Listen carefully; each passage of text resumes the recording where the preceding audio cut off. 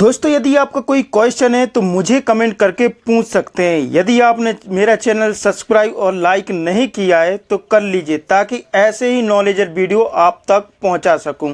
दोस्तों कीमती समय देने के लिए आपका बहुत बहुत धन्यवाद।